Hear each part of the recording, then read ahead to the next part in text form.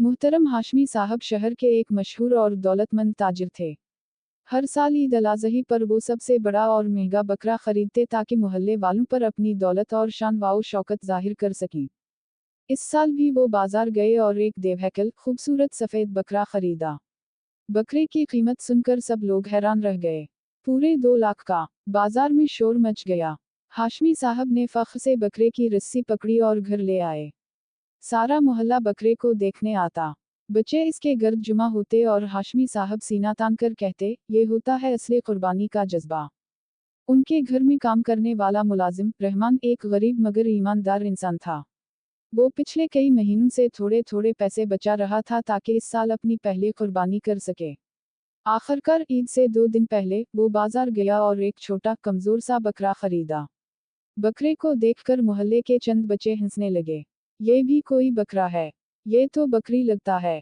मगर रहमान ने मुस्कुरा कर कहा, अल्लाह नियत देखता है, कीमत नहीं। ईद का दिन आया। हाशमी साहब ने बकरे की रस्सी खोली ताकि सबके सामने कुर्बानी करें, मगर जैसे ही रस्सी खुली, बकरा जोर से उछला और भाग निकला। सब लोग पीछे दौड़े, मगर बकरा नजर ही ना आया।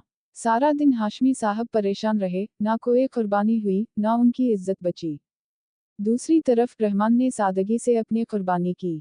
इसकी आंखों में आंसू थे, मगर दिल मुतमईन। इसके घर से गोश्त के पैकेट निकाले गए जो उसने गरीबों, यतीमों और पड़ोसियों में तकसीम किए। उसी शाम मोहल्ले की मस्जिद के इमाम साहब ने खुतबा दिया।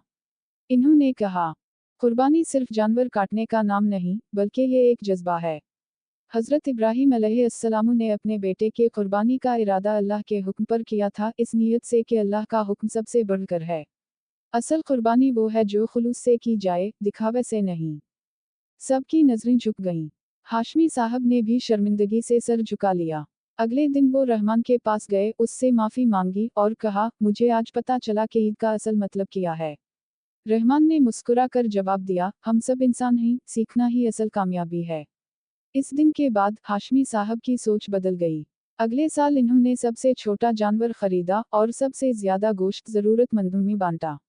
मोहल्ले वालों ने पहली बार उनकी सादगी और खुलूस को सराहा।